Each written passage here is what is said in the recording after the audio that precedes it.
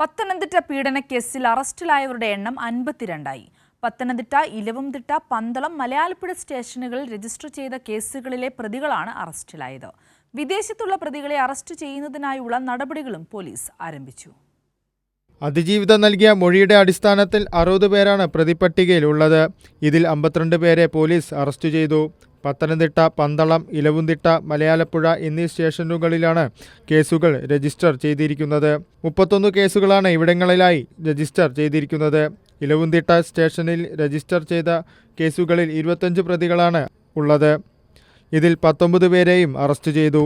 ഒരു പ്രതി പോക്സോ കേസിൽ ജയിലിലാണ്. മറ്റു പ്രതികൾക്കായി അന്വേഷണം ഊർജിതമാക്കി.